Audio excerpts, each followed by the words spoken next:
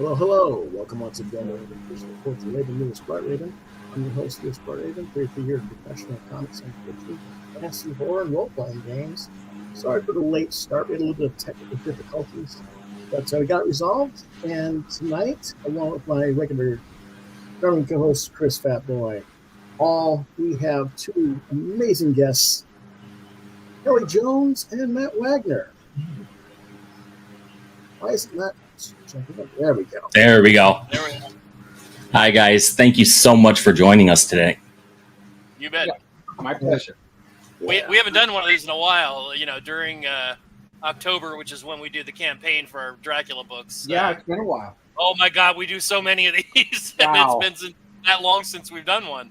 Yeah, it has been. This is good. Yeah.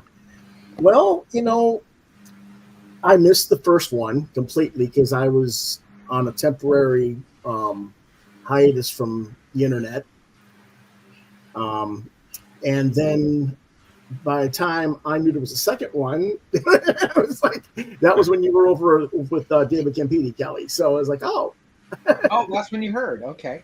So like, I will say, anybody that's listening, you can still order both volumes 1 and volume 2. Yeah. Yeah, we're gonna show the page and do everything that way as well. So don't worry. Now you don't need to get in my lap, Kitty. The Midnight Monster wants to be on the show always. Okay. This project began when exactly? Cal, about 4 years ago, right? I was looking at, I would say, So when we right first started around, talking about it. yeah, right around late 19 or 20, we started talking. Matt then, once we got some stuff out of the way, Matt went away to go and write it. And I started around late 21, early 22. Okay. But let me preface it a little bit to really show the roots of it. Kelly and I have known each other for 35 plus years, Yeah.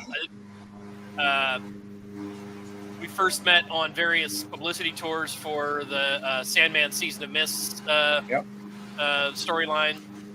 And then we'd run into each other cons, and we just immediately clicked. We had similar sense of humor, and of course we both love horror literature in all its many forms. And we always said to each other, "Yeah, man, we got to work together someday. Yeah, man, we got to work together someday." And I had posted something on Facebook, and Kelly chimed in with that same refrain: "We really got to do something someday." And I had been brewing on this Dracula idea for a long, long time. And I always knew I wanted to do something with Dracula, but I didn't know what. And I finally got a hook on it. And I contacted him and said, so, dude, are you serious? Because I think I got the perfect thing for both of us. But it's going to be a commitment. It's a long project, and it'll be 5-6 years, maybe 7 of our involvement, And luckily, the time was just right for both of us. Kelly had the space in his schedule. I had the space in my schedule. And once we really started talking about it, boy, we just totally clicked. He thought I was going to say some kind of Batman project.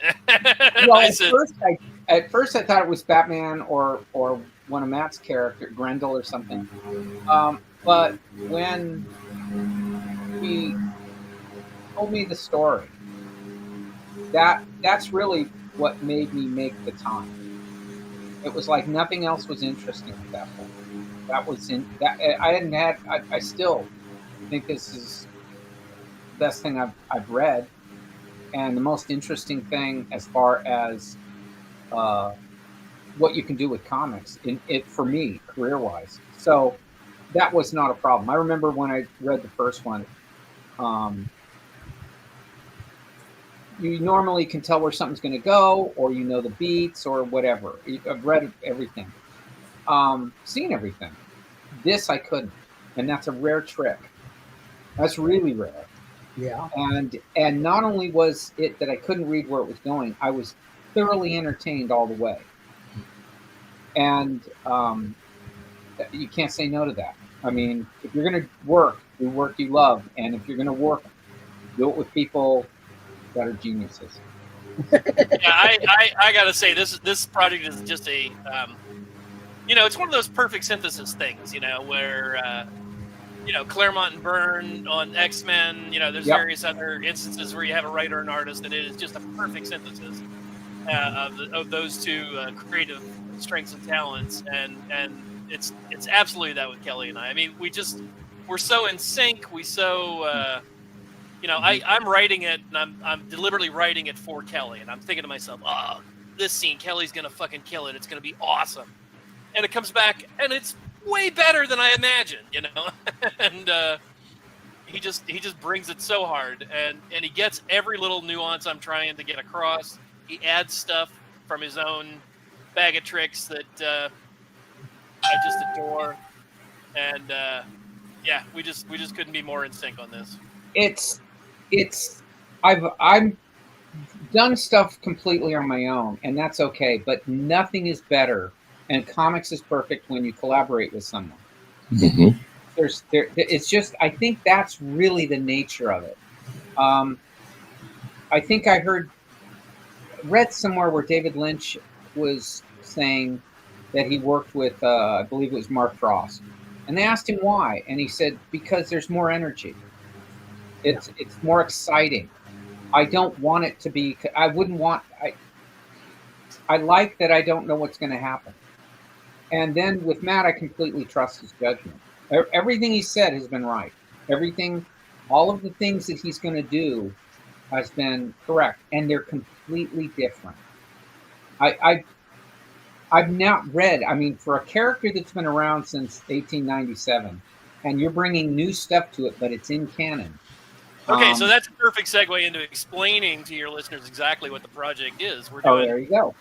We're doing at least 4. It might be more if we get to the end of it and I have some more ideas, but at least 4 OGN, original graphic novels, about Dracula.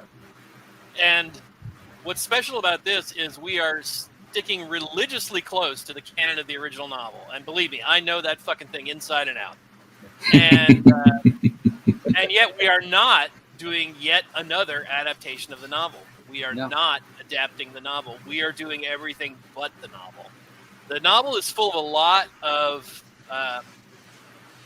super deliciously intriguing things about Dracula that are kept kind of vague and mysterious, And I'm taking all that stuff and I'm filling in the holes, Like, for instance, book 1, twice in the book, Van Helsing mentions the fact that Dracula, when he was alive, attended something called the Scholomance, which is a Middle East European legend about a seminary for the dark arts way up in the hills that is hosted by Satan himself.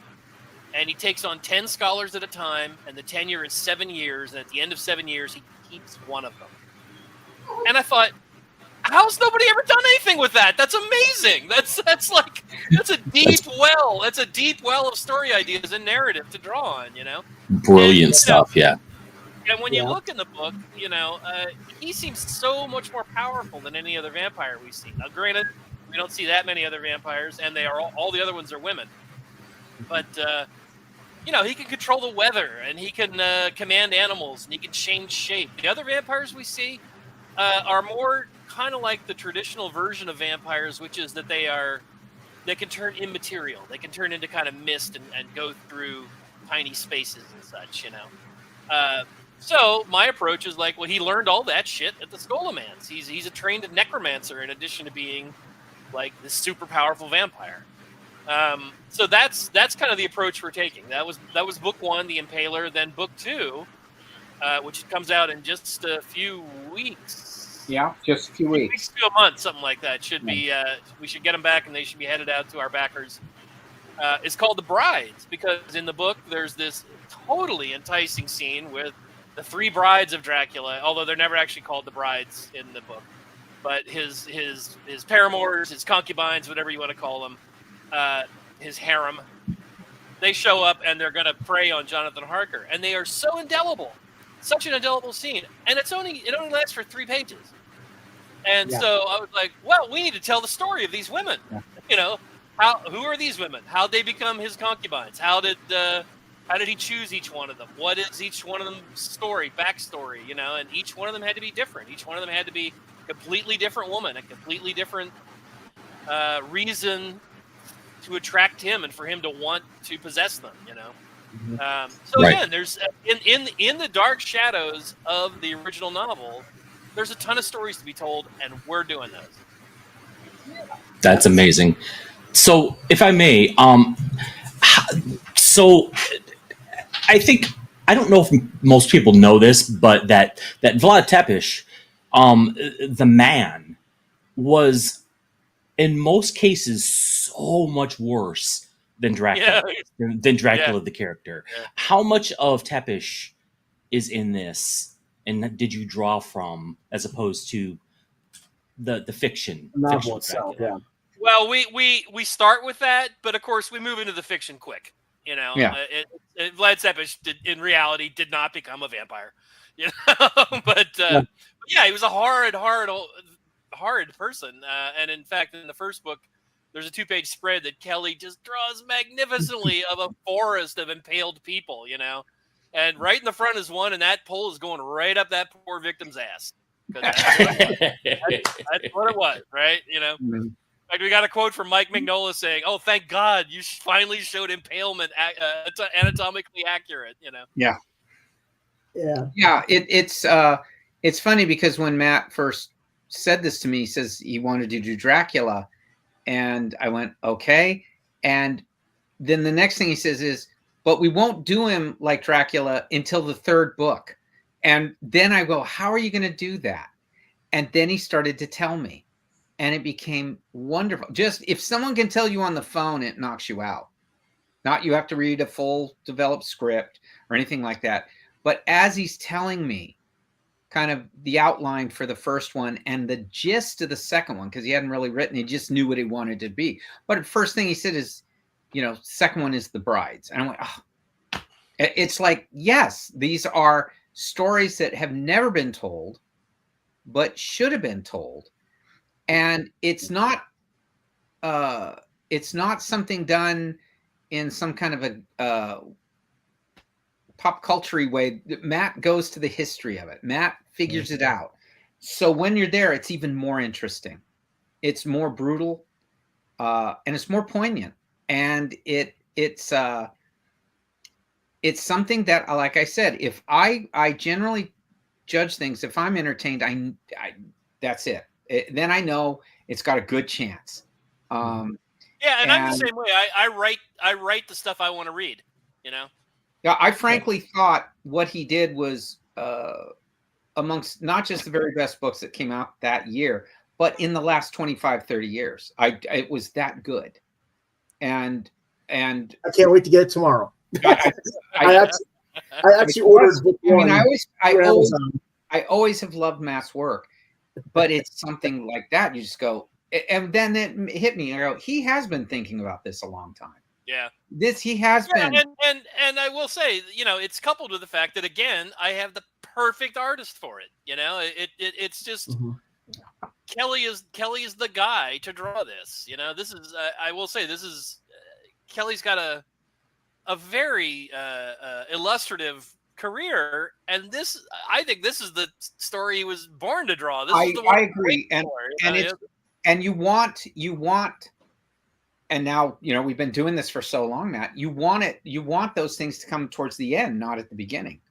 You want to keep pushing yourself, and Matt's scripts do that. I mean, when I read them, I go, wow, how am I going to do this? But at the same time I'm saying that, I'm going, this is so entertaining. This is really good. He always poo-poos it, but I always say, man, these could be novels. They're that good. Oh no, it's meant for comics. And I'm like going, yeah, but it could be novels. I mean, these are really it could be, but it's meant for your visuals. They are. You bring it so hard, pal. And I thank you. But it's every day is a pleasure to work on it. Every day. There's not a day where I go, oh, this is gonna be tough, or there's a tough thing to do. It's like, you guys, Kelly tells me his wife always goes, "You're working on Dracula today, aren't you?" And he's like, "Yeah." How? It's because you're in such a good mood. Yeah, she always she'll always say, even when regular life is collapsing, I go, I've got to go to my studio now. It's Dracula. Yeah, and then I just go, and I'm happy after that. Yeah. It even real quick, it even extends to as he said, you wanted it at the end. It was only, I don't know, a couple months ago that I outlined for him what we're doing in book 4. And he was like, he was just as excited as the stuff I told him for book 1, Yeah. And, I was always asked about with Matt, because people did know that we knew each other. And I remember he wrote a really nice write-up of when I was doing Batman with Doug Mensch in Grendel. And I didn't know he had done that. DC sent me a copy of that book. Oh, did they? Wow. Cool. Yeah. Because they were really, really impressed with his review. And so a lot of people from that time on had always assumed we would do something like that, whether it be at DC or anywhere. Just other peers would always say, well, when are you going to do? When are you going to do? And I think it did. Look, I would have had no problem if Matt said, hey, here's a 6-issue something or a whatever. That would have been fine. But this is something special. It's completely unique. And I think all the elements came together. He's right. All the elements came together. Well, for Matt. Yeah, Louis, you had a question there. Yep. How did you, when you came up with this, I mean, you've had so many collaborators that and I mean, this could have been a Mignola book. This could have been a you book. Just all you. Yeah, but none of them would have been as good as Kelly. Again, Kelly's the master of the macabre, and his horror is not splatter porn. Right. There's a classicism to what Kelly does, Yeah. I mean, so it was always Kelly from the minute you thought of this. Let's be very clear. Anyone could have drew it, and it would be freaking awesome. That's how good. It wouldn't have been as awesome. Well, and I'm sure it's true of acting or anything, but comics are really, it's story first. It's got to be. You could have stick figures, but if the words are great and the action's great and the story's great, you go, okay, you'll tolerate it. You can see a wide range of styles can handle something. Yeah. I say that because I read a lot of scripts that, forgive anyone out. They're boring when they send them to you and you're dull. And and it's not, if I don't know where they're going, it's because they're stupid. Or they're just not creative, or they're eye winking at you. This doesn't do that. And it doesn't try to teach you anything. It tries to show you something without bias. Here it is. And that is horror. Yeah, that's frightening. For instance, follow up on what Kelly's talking about there, not trying to teach you something. We're not trying to fit this into the contemporary zeitgeist. So, like, for instance, in The Brides, it's not some woke version of The Brides. This is not an equitable marriage. He's a fucking asshole, and he's the lord of everything he surveys in his own mind and in his relationships. And so there's no all of a sudden the brides like mount some rebellion and claim their feminine power. No, they demand more from him, and that's what I loved. They demand more. Yep. And they expect him to be something. Yeah. And that's the other thing is, Chris, you were asking about how much Vlad Tepes plays into this. Vlad never had any offspring. Yeah. And he was married twice, never had any offspring.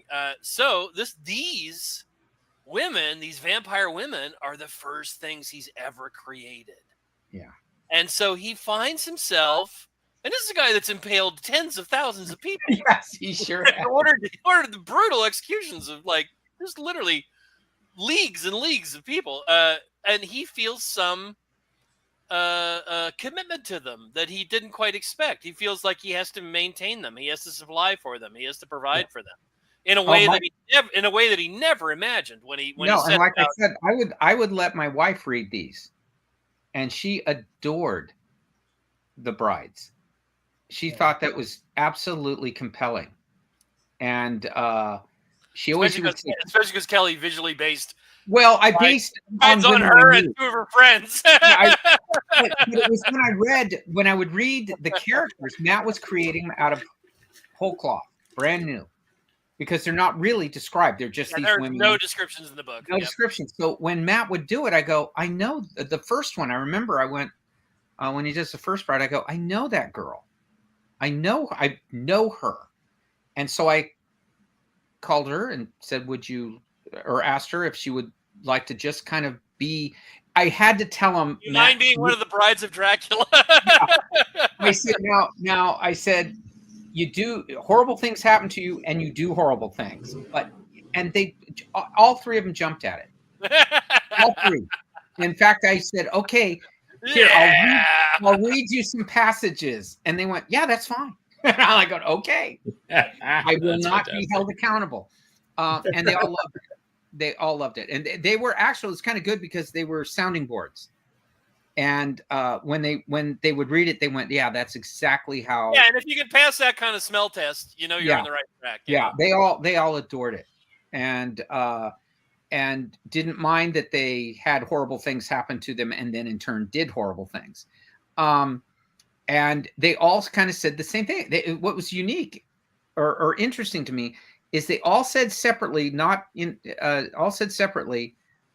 yes, they would demand more from Dracula, and Matt did that without it was just, they demand one neat thing I wove into the portrayal of these women is that each of them has some special something that is what attracts him.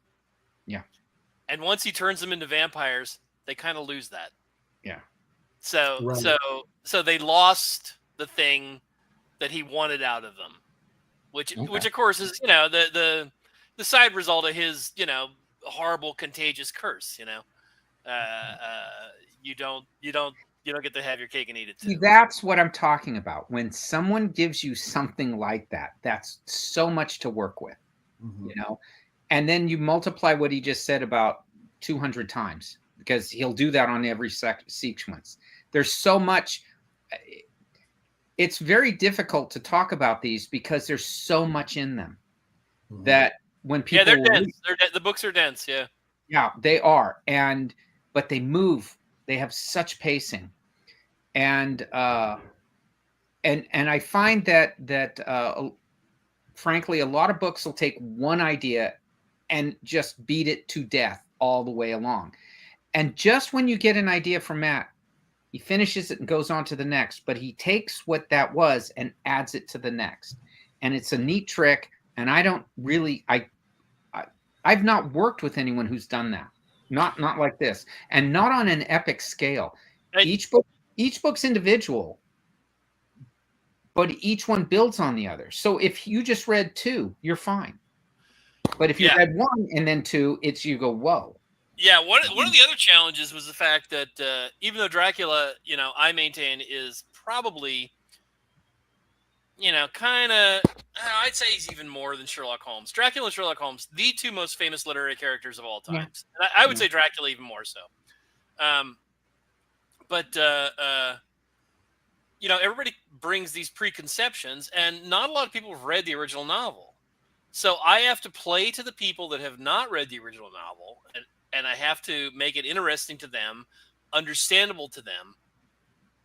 And yet, the novel itself, amongst the literary crowd, is one of the most dissected and annotated books of all time. When I was working on the third graphic novel, I had a calendar of events that happens in the novel, day by day. It had the phases of the moon. It had the sunrise and sunset times, because they could place it in time, because the novel is written in what's known as epistolary style, which means it's written in the form of letters and journals and newspaper articles. There's no omniscient narrator. So it's all dated. It gives the date for every single day, and we know what year it took place, etc. So I had to make it interesting to the layman, and yet adhere to the strict understandings of the scholars of this book. And I feel like we pulled it off. No, and Matt will tell me how much scholarship he puts in it, and I love that. Even today, he said he had to go to the library because he's working on it, and it made me think of Stoker himself, who in the library, London Library, they had found a volume of a Romanian book on a guidebook to Romania that was okay. That's what he based a lot of it on, because of course he never went there himself. Yeah. Did, and it had his notes in it still, and you could have checked it out. And they had to pull that book, and obviously, and it made me think of Matt. It was like so funny because I'm thinking, yeah, there's Matt. He's in the library doing it, and I'm thinking Stoker, 130, 40 years earlier, doing that same thing for this psychopathic Transylvanian prince. It's like who if he came back now would be going, what the hell are you people thinking? Oh, there's our page. Fancy hey, there it is. Yeah. This is the page, and of course this project has been successfully funded, but you can still late pledge for available rewards. So let's take a look at what rewards are actually available. And we are going to take a look at some of this artwork, of course, as well. Okay, and this is book 2, I will point out. Yeah. Yes, this is book 2. You can also still get book 1. Yeah. That's one thing I did.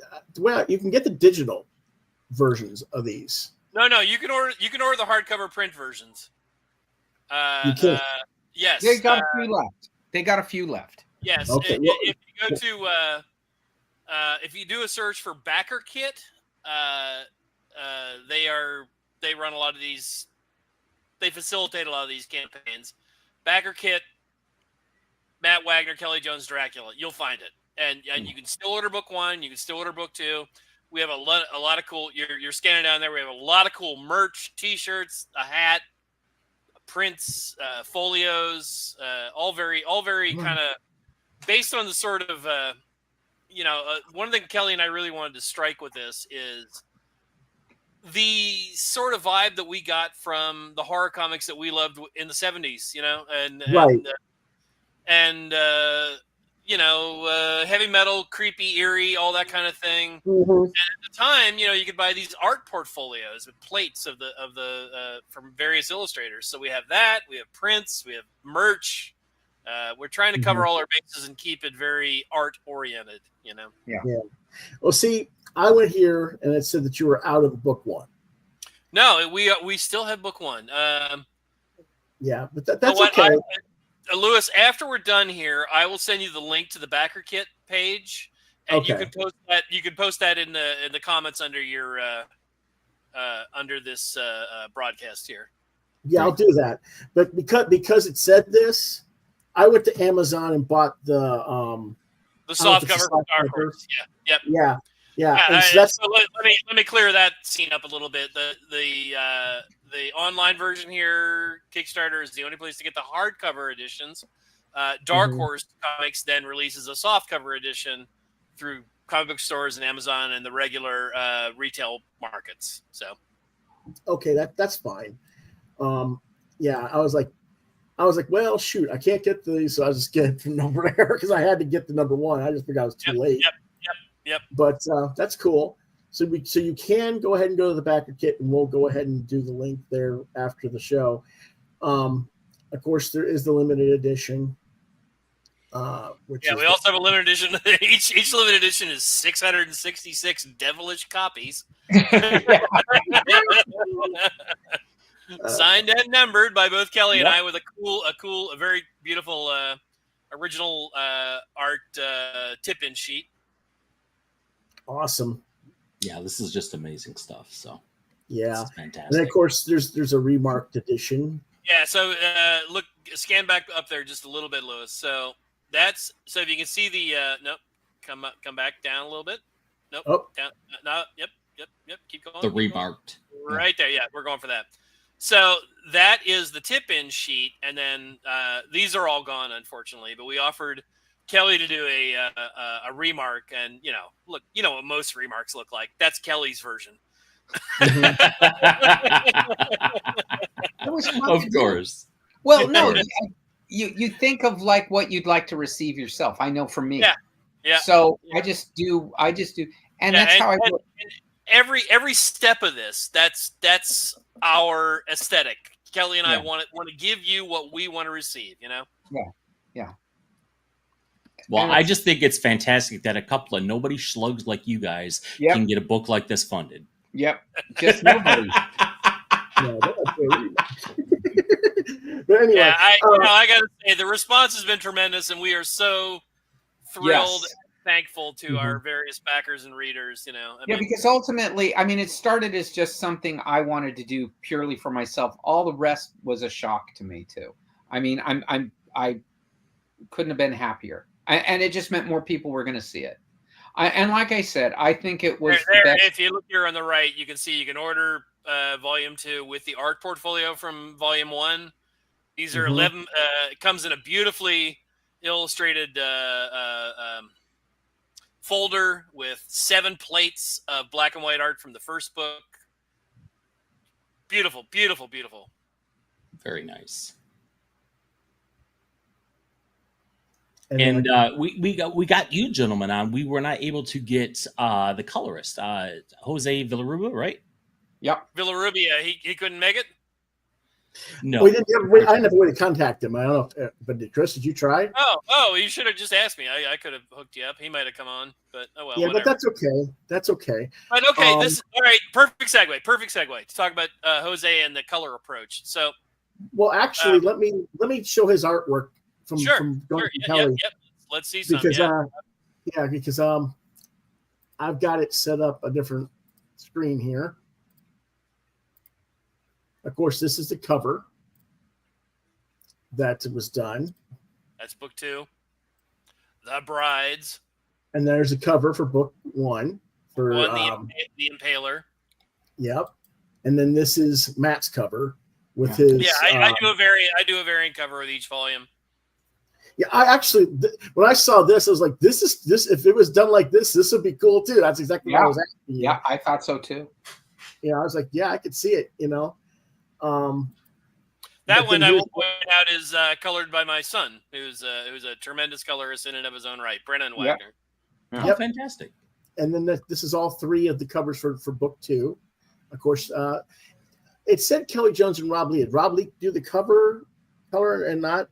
No, that's mislabeled. That should be Kelly Jones and Jose Villarubia. Okay. Rob is the letterer, and he's amazing. Yeah. Amazing. Okay. But, yeah. That's what I was like. I'll go by what it said on the page, but I'll check it. No problem. And then of course there's your variant with Brennan, which I love this cover way. I told Kelly when I did mine, I said, dude, mine's gonna be all tits and teeth. Yeah, I'm like, there's a T-shirt of this, right? Yeah. We did a bunch of merch. We did, I don't know, 14, 15 T-shirts and one really cool hat. Yeah. Okay, so this is like some of the line art. Let me see if I can get this to enlarge here. Look at that! My God, Kelly. It's like I said, when you're having a good time, it should show. It does. Yeah. Both of you have your Gothic pedigree, right? And so this must have just been one hell of an itch to scratch. Well, it just fit. You know what I mean? It just felt so natural at every step of the way. Yeah, and like I said, I think Matt's written one of the best books in the last 25 years or so. Easily. And so when you got something like that, you take advantage of it. You don't obviously you put your all into anything you ever do. But when you have something like this, I feel like I got to keep up all the time. And that's a good feeling. Mm-hmm. That's the feeling you want. You got to keep up. It gives you a challenge. Yeah, you do. That's the only way you get good. That's the only way you get better, actually. Yeah, you manage, my friend. Thank you. This is the page black and white from Kelly, and I'm just loving the levels of layer. The reverse silhouettes. Yeah. That it's like you've got the reverse silhouettes of the mountain. Well, it's how you set up for a colorist too. If you're, Kelly's a master of black and white, but look at that. That's so open for color application. Yeah, it's something that in comics, a lot of times people to give depth will use perspective. And for me, it was always like, well, comics are so small. how much depth can you get. But if you do foreground, midground, background, and you use a lot of lighting, you can and leave something for the colorist to do. You can achieve a kind of a effect that will make people feel they can step into it, or they can poke their finger into it. Right. And Jose just nails these things. I'm a colorist by trade, and these pages just make me drool. I just want to like. Get Okay, out. so then, Chris, let's talk a little bit about that. So when Jose came on board, and Jose first occurred to us because of the work he had recently done on restoring Rights and Swamp Things for the DC Absolute editions. And then he was also working on restoring Richard Corbin's work for the Dark Horse Library. Yeah, okay. And anytime I'd ever seen Kelly's work colored before, it always left me cold, because people always say, "Oh, he's dark and moody. I'm going to do it dark and moody."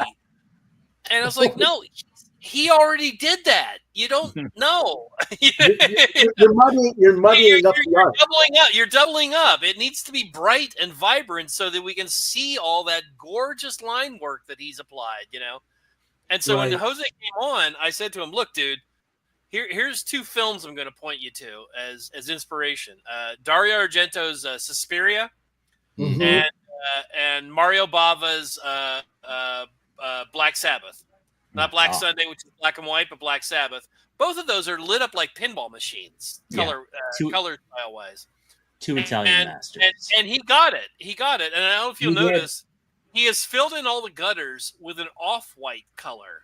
So that makes any white that's in the panel bright and vibrant, and it kind of echoes a 70s comics vibe, as if we're reading a slightly older comic, Yeah, it's I think every artist loved newsprint, and you can't get newsprint anymore. So he kind of he does this kind of he gave us the facsimile edition.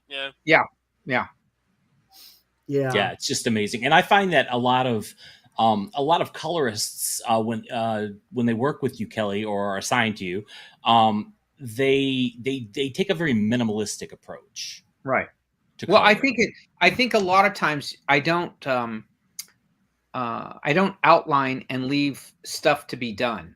I typically will direct with light, and a lot of colors, they have to step back and figure that out, because the only direction I used to really give was outdoor lighting, pick something, pick a direction. I've usually done it. And then indoor lighting, it has to be artificial. And then I'd leave it, then I step back and leave it up to them.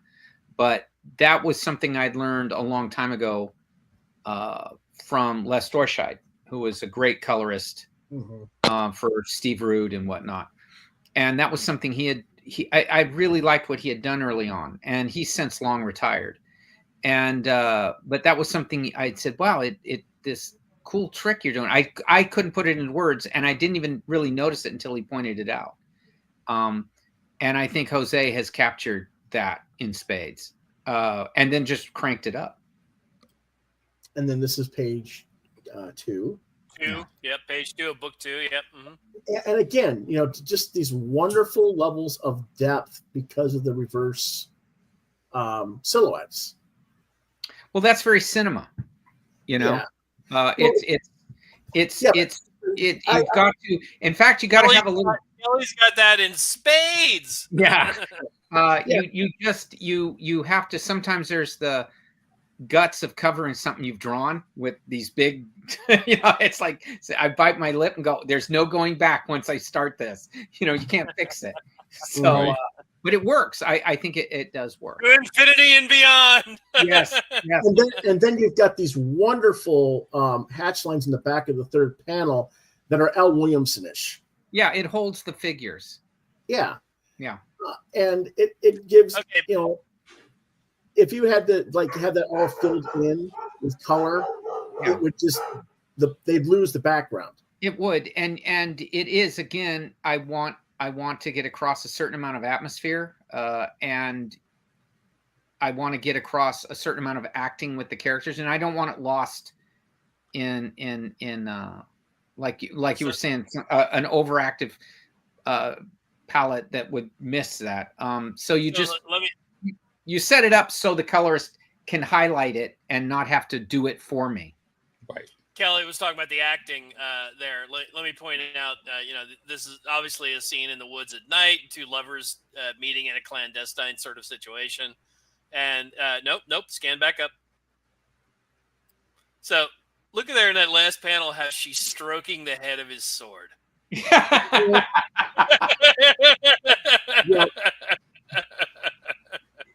Well, whenever you have that going on, you get killed. That's just a horror thing, right? Don't go into the woods with a girl to do anything because something bad's going to happen. Right. Horror tropes. Yeah. Yep. But then here's the color from Jose. Yep. And beautiful. Yeah, and look how just delicate it is, and not overcolored. It's not. He's not trying to. Jose's not trying to intrude on Kelly's artwork. He's trying to just subtly. He's accenting it. He's accenting. Yeah. Yeah. Well, that's the thing I said about working with people, and it's very exciting when that happens. Every time he would send something back, I knew I'd lose a couple hours just looking at it. And it wasn't like, oh, I'm so good. It's like, look at this all come together. I always tell Matt one of the most exciting things is when it comes back ballooned and you can read it. Mm-hmm. Yeah. Okay, so that's a perfect segue too to talk about our letterer, Rob Lee, who Kelly brought on board because Kelly's approach was, look, I always fill every panel with too much detail. Yeah. Rob knows how to figure out what can be covered up. Yeah. And with this being a comic based on a Victorian, very wordy novel, I will admit, my script is pretty wordy. And, as we were going into this, I got to admit, I had some trepidation about, oh, shit, is it too wordy? Is it going to be like just all fucking balloons all over the place? But Rob has figured out a way to, he just makes everything fit, and it doesn't feel heavy-handed or overbearing. Everything just fits exactly right. And he's so good at it. Yeah, this is perfection. And as Lewis can easily tell you, I hate having to read a comic and wade my way through paragraphs and paragraphs of text block. Yeah. And this is just perfection. Yeah. Well, Rob was trained in-house at DC in the late 80s, early 90s, and under real taskmasters like Mike Carlin and whatnot, who would tell his letterers, learn how. He used to do ballooning class after work. And then he taught him, I want you to be the last editorial bastion. If something's misspelled, if there's a grammatical error, I don't letter it, catch it. And so he was put under. And he does. He'll occasionally say, hey, should this be this? Yeah. And that there's a feel of Mike Carlin in that still. That is something that Mike would teach. Letterers how to do it. Yeah. Mike would always do that. But he also would be like, as a letterer, you were saying, is this too wordy? Is there too much dialogue here? If the letterer says there's too much, as an editor myself, and I don't do lettering, but I'll do editing through a thing, and I'll say there's just too much word here. I might feed you back. There's too much words. How does this sound? And I cut it down, but give you the same gist. Does this work for you, or do you need to retool it or whatever so we can fit it? And I've had so many writers, younger writers, scream at me for trying to change their story. Their vision. Yes, their vision. It's like, do you not understand? I've said exactly what you've said. You always have to give them examples to look at of what you mean. So then you choose the stories you like that do that and say, the main trick that I think with a writer, and Matt is good for this, you could use Matt, is he will write something without saying, his writing doesn't say what I'm drawing. It will be them just doing what they do, I'm handling that side of it. So it isn't like he will just repeat it and say, "Well, I'm looking at what you what was said," and that removes a lot of extraneous writing. Yes, so to a degree, that's one level, but you guys know how Bendis gets. You know how Claremont can get at times. You say the same thing in 6 words, they take 20. Well, you just always remember it's a visual medium. Yeah, Right. Yeah, and we don't pay attention to other creators. Yeah, actually, and since I'm so self-taught, I realized that when I started to really make it, I realized it was coming off of my own rules, and so I had to be careful to always listen, and I still do, but I also had to trust that when I got somewhere, it was because I started doing my own thing. Yeah. And I didn't, I always lament Matt luckily lived back in East Coast. So he was around this real hotbed of other creative talent. And you could find things and you could do stuff. I was out in rural Northern California where you didn't. And so there was nothing. And you just sort of had to feel your way around. But what I always liked was, as time went on, I would regret there were things I didn't get formally trained on, but it also gave me my own voice very early on. And the fun of kind of figuring it out on my own. Yeah, absolutely. I never learned the traditional way to work with DC or any of that. No, Matt learned from being independent. But there was if you look at any of the stuff I've ever done with DC, because of course I've never worked for Marvel. But you never have, Yep. They for some reason they have never approached me. That's a shock. Go figure. Anyway, but anytime I work with DC, it's always working with an editor who just knows, just leave him alone. Yeah. Well, that's the difference also between Marvel and DC. Just let him do it. Just let him do it. Go ahead. When I came to DC, it was a much more artistically open place. Do you think that was because of who the editors were? I think they wanted to be. It was also the time period. It was the time period too, dude. Yeah, I think a lot of them came from. Certainly with the people I dealt with DC, there were a lot of people who came from outside, and they loved comics. They loved that stuff, but they loved also other things. They loved music. A lot of them were kind of avant-garde in their taste. So they would allow for things, they didn't think twice about what the rules were.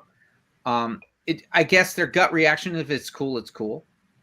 And like I said, Matt had a lot of independent comics he was able to get a hold of, a lot of independent creators. I never really saw a lot of that. Not until I got a little further along, and then I discovered it and truly appreciated it.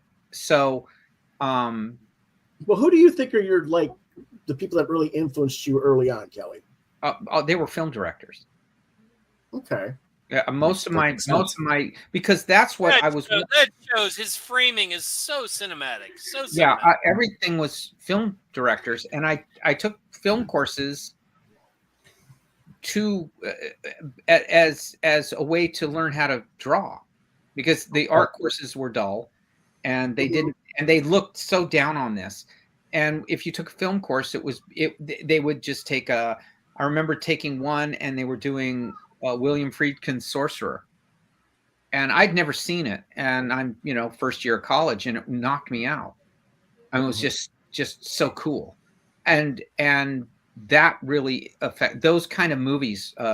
One on really good one on Kubrick's Lolita and Paths of Glory. They did those two. I remember that, and it was like, wow. Then you realize it's not just a guy shooting it. A lot of thought went behind how they did it. Obviously, Orson Welles and whatnot.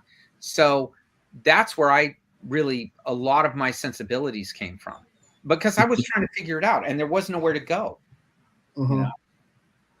Because I always always tell young wannabes that come to see me, don't look at other comics. Yeah. Like Right. Hallelujah. There's plenty of other people that's all they're doing. Yeah. If you want to really make a mark, look at literature, look at cinema, listen to music, listen to, Yes.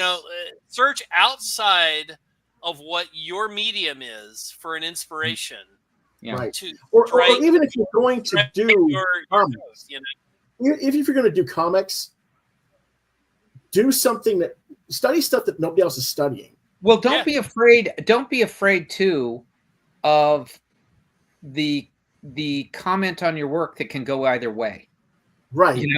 It's okay if someone doesn't like it, but make sure they don't like it for the same reason someone else does like it. It's a neat trick. You want that because then that means your stuff's not dated. It means you'll have a shelf life longer than the moment you're in, and you can see if comics are anything, you can really tell the time periods they're made.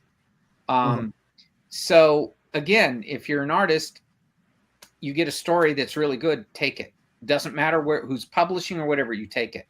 Hey, the fucking Ramones never had a gold album. No. Right. And a gold album easy. Like every fucking auto-tuned asshole gets a platinum album nowadays, Oh yeah. Well, it's there's a great classical musician I like named Edvard Varese, and there's only like 8 of his pieces left, and they've influenced everybody moving on. They're completely modernistic, but then you see they were made 100 years ago. Right. And that was the thing. Like, so you can't worry about it. You do your thing. If it makes you happy, if it works, people will find it. I love the facial expression. Well, he's telling, he's not going to be, no one's going to scare him. He's a young man with a sword. And he's about 15 seconds from being dead. Yeah. This is it's such fantastic work. And I love your Gothic influences and the fact that you were influenced by cinema, Kelly. I grew up, my brain was rotted from, films like Dead Alive and, the just stuff like that, splatter gore and all that stuff. Look, so I was lucky in that there was a lot of stuff on television as well that was really good when I was growing up. That was bizarre. Nothing is as bizarre as the early 70s, man. There was just like anything went. And like I said, a lot of the directors I liked, that they were all you could see black and white films all the time. That was not a big deal. So you saw there's a great director named John Brom who just brilliantly composed in black and white and was knocking out TV shows and black and white ones, and they're brilliant. He was 6 days he had to do an episode of, I don't know, whatever the hell show, but I would seek them out and watch them, and you just could. They were a feast. Well, and if anyone would see the what I think of as the ultimate Kelly Jones horror movie, because we were talking about Mario Bava there earlier, and the film he did, Black Sabbath, which is an anthology starring and hosted by Boris Karloff. But previous, his first film is called Black Sunday, and oh my God, it looks like it is drawn by Kelly Jones. It so horrified me as a kid that I was at a friend's sleepover a couple blocks from where I lived. A bunch of kids all got together, and it came on like at 1 a.m, and everyone, is falling asleep. And I'm watching this thing. I was maybe 7 or 8 years old. That's sunk into your DNA, man. Oh, man. They asked, where did I go? Because in the morning I was gone. I went back to my house in the middle of the night. I was like 7 years old, and I was like going, and all I could do is just lay there and think about it. I'm like going. It's got everything that Kelly exemplifies: the classicism, the super black and white contrasts, the the side lighting, the horrific details that aren't splatter, that are kind of right there, but not still kind of clouded in shadows. It's just a magnificent film, and Yeah, it's interesting because I mean, yeah, Kelly loves this film. But then again, if we're going to say that that film does a great thing, that's a very Matt Wagner thing. Everyone else, they stab him in the heart. In this one, they go, well, you got to stab him in the eye, and I'm like, that's a Matt thing. It's like, hey, you got to stab him. It's a real genre mash so far as horror tropes go. It takes a little bit of this, a little bit of this, a little bit of this.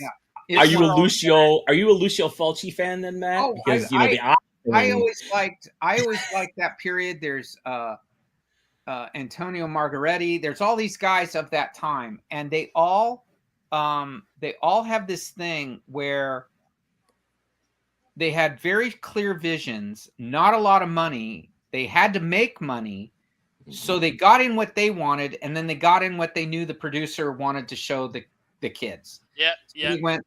And it's kind of Roger Corman did it. He used to tell. Yeah, it's similar to that. I would call it the Euro Corman. Yeah. Do your story, but I got to see some blood or a naked girl every 15 minutes. But whatever. Hey! You do it. Yeah, I mean, it's interesting because Bernie's gone, of course. Yes. But I remember. Back in '94, it was one of my first shows as a professional, and I had Bernie, Byrne, and Perez all basically just teach me the ropes in one day. And a lot of what you're talking about, it's like you and Bernie had a very similar vibe. Well, he would tell me that when we were talking one time, and he asked me what or he had said to me that he wasn't really, things didn't really spook him anymore. Right. And I said, well, that's because you're not looking at the right stuff. I said, you're looking at American stuff. And so I sent him, at that time I just went and got these DVDs. You can see them now, a lot of it on YouTube or whatnot, of like British stuff that was television. And he got back to me, especially the television version of The Woman in Black, which 89, which is a masterpiece. And I said to him, this reminds me of your stuff because there's nothing, and then boom, there's that image, right?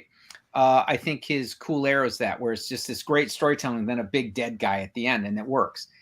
And he got back to me, and it had reinvigorated him because he did watch that and these ghost stories for Christmas and stuff. And where it was weird was he asked me, well, what do you watch? Do you watch stuff when you work? And I said, yes, I do. And he says, well, like horror films or something? I said, well, not specifically, generally. I said, at that time, I said, I'm going through Julia Child and Jacques Pepin's PBS show, which was cooking. I said, and it's like I can draw and listen, and it's this meditation, so I cannot get in the way of myself. Sometimes you do. Sometimes you're working and you overthink it. And so I'll put stuff on that isn't of the genre I'm into. It'll be very different things.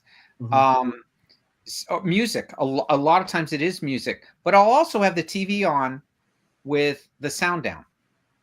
Right.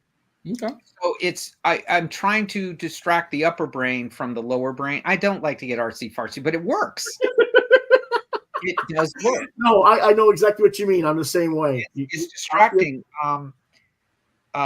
So at that point, when again, when I'm reading, for example, if I'm reading what the script, when they first come, I read it several times over. Just read it because each time I read it, something new pops up that he's written because they're very dense.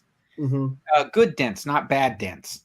And then when I'm Matt writes sequences, so it'll be 4, 5, 6 page, 7 page sequences. So I'll read those over and over, and things start to happen. And what's funny and why I do it is when I sit down to draw, that's when things start. I think I've already figured it out, but I haven't. It's when I get there and then it starts to happen. Sure. Matt will have Dracula doing something, and I go, how do I make it different? Because I don't want it to be the same kind of a thing every time. I want it kind of different. And does that mean an angle or a different way of presenting? I don't know. But it works because when you start believing the character, I'm fully invested into this character now. Yeah. Yeah, we're Dracula deep. I am fully into our version of it. I mean, I see him that way. And truthfully, every time we see some other version, we're like, yeah, no. Yeah. You are fangs deep. Yeah. And so, I started to really fall for these girls in The Brides because they were so well written. They're all very different, and then they all become these sisters in a way, and it was very beautiful. That's a weird way to describe it, but it was very, very beautiful. And yeah, it's also horrifying. What happens, what they do is, but it only becomes horrifying because you believe the character. Yeah, look at that. Blow that fucker up. Yeah.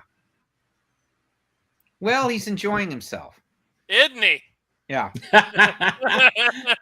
Just having a little light snack. And I'm not going to give anything away, but Matt goes into great detail in explaining things that in this wonderful way by either saying something or him doing something. And you go, oh, that's why he does this. Mm-hmm. And so it's not a direct thing, but it's, and so I'm not going to ruin it because I think that's something people need to read. When you read it, you go, oh, that's because what I went through. Mm-hmm. That wonderful, and then I always, again, why I trust Matt is he thought about this and he found things that I glossed over and everyone glossed over. And he said, well, what about this? Or why this? Or how come? Well, because horror is the best horror, the absolute best horror is always about something else. Mm-hmm. Not about the scares. Scares are there, but it's meant to shake and rattle you at some deeper philosophical level. So, like, for instance, The Exorcist is about female sexuality and, menstruation and, a young girl becoming a woman and how horrifying that is to almost the entire world. Yeah. Mm-hmm. And, two of my favorite vampire movies, Let the Right One In. Yeah. Let the Right One In is about loneliness. Yeah.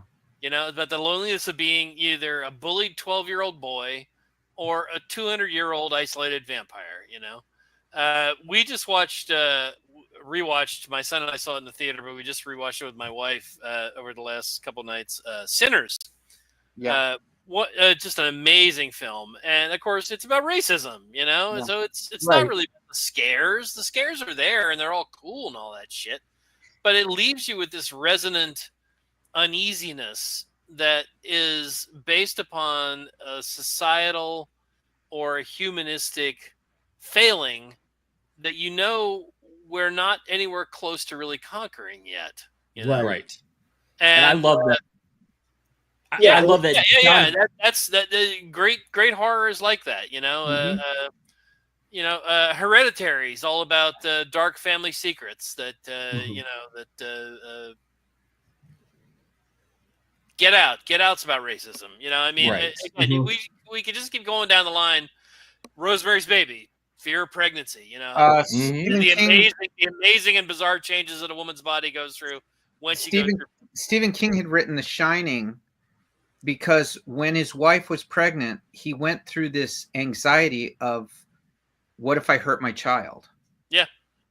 And he finally had it explained to him, that's normal. Like, what if I do something? What if I cause something? What if I do it and and it was all this, and they said, well, that's normal.